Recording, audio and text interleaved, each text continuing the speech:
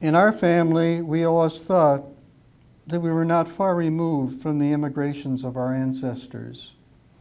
The generations receded slowly from memory, but their leaving of the old world for the new would stay with us, indelibly etched in our imaginations. Growing up on the farm, I heard the stories of the immigrations of our ancestors from England and Ireland. The stories certainly were shortened in the telling through the generations, yet sharpened and more impressive in the shaping of our minds. For me, in the fourth generation, the image of being an immigrant and a pioneer came to define the course of my life. I might sometimes attempt to remove myself from the immigration stories, but the attempt only reinforced the history of those who came before me. To this day, daily, I too am from another place. James Holloway, my mother's grandfather, booked passage for Australia and left the tenant farm in North Devon, known as Bryce Leary. On the morning of the departure, for reasons unknown to us, he changed his ticket and sailed to Quebec, and then in 1865 came to the United States. I think I'll skip this family history at the moment. If I have time later, I'll come back to it. But there's some other stories I'd like to tell. I've written a history of the farm called Of Time and Place, A Farm in Wisconsin. And in that, I tell the stories that I have heard from my family, from the generations. And it's my attempt at genealogy through the stories that I've heard of the people. And I use the snapshots from the scrapbook that my mother and father kept during the 30s and 40s. So I've told the history of the farm in Of Time and Place. The letters I have taken from the farmhouse, from the dresser drawers, and from the boxes in the attic could fill notebooks for the rest of my life. I wrote home regularly to my mother and father all of my years in college. While away at graduate school, I sent letters weekly describing my studies and my first attempts at being a teacher. Not far below the surface of the writing is a continuing sadness about being away from my family and the farm. And then a letter home announces that I will be married with the coming of summer. My mother's letter to me, in response, expresses surprise and concern. A letter I just found a few months ago, and it surprised me. Her letting go as well as mine. The letters over the 40 years to my parents, from them to me, traveled thousands of miles. Grandchildren were born, graduations and marriages were celebrated, vacations were taken, gifts were given and acknowledged, relatives and friends were visited, changes came to the farm, neighbors and relatives passed away. I moved from one place to another, and my mother remained on the farm for 30 years after my father suddenly passed away on a November day in 1969. Among the letters in the farmhouse were those my granddaughters wrote to Grandpa and Grandma, and later to Grandma alone. I've returned the letters to my daughters so that they will know the care that they gave to their grandparents. Letters would stop coming and going only with the death of my mother after 70 years of living on the farmhouse. The lives so well lived survive as recorded in the fading ink on the aging paper of the letters.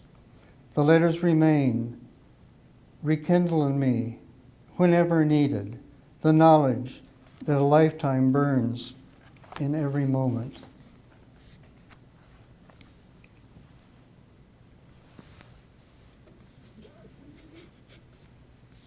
I wanted to mention a book, Where Yet the Sweet Birds Sing. In 2000, I was retiring from teaching at Northern Illinois University, sociology, and in the process of moving someplace, And my wife and I, Solveig at the keyboard, decided to eventually move to Madison. But the farm was our way station. I also had leukemia, chronic leukemia. I still do. And that had been developed since the end of the 80s, but it finally reached a point where it was critical and who knew what would happen. So I kept a journal, Where Yet the Sweet Birds Sing, and recorded that period of my life and stories from the farm. In my mind, my father stands at the front of the sleigh, reins in hand, the breath of the horse steaming from nostrils into the winter air.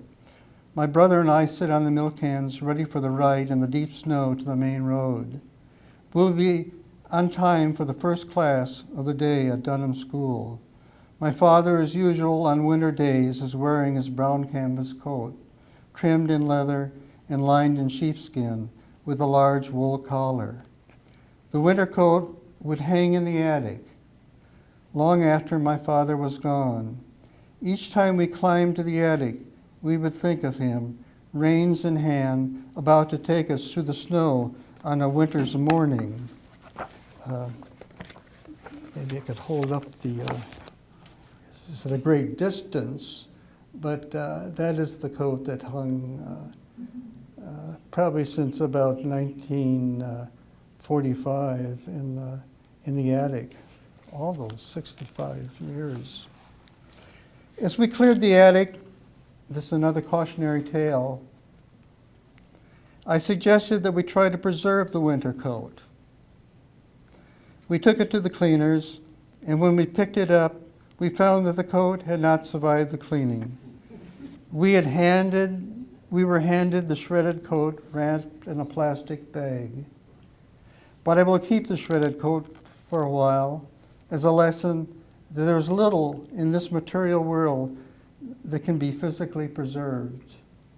The things of the past exist as long as they are remembered in our hearts and minds. As much as we try to hold on to the material things, even those will disappear. When all is said and done, after all the gaining and the spending, after all this trying to make sense of life, I know that I must ultimately surrender. Everything that I cherish today, I will someday be separated from. Only what I have given to others will last and not be lost. I will take courage in the later life of one of my Holloway ancestors in Exeter, Canada. Well into her 90s, Rita and her husband Jim had to move out of their house and into a retirement center, giving up most of their possessions. Later at the funeral for Rita, one of her niece delivered a eulogy that recognized the loss of their material possessions. It reads like this. I found the eulogy in the attic. She taught me the meaning of letting go. It must have been painful for them to part with so many of their valued lifelong possessions, but the ease with which they pared down this former life to make way for their new life amazed me. A new life, life itself, was now the treasure,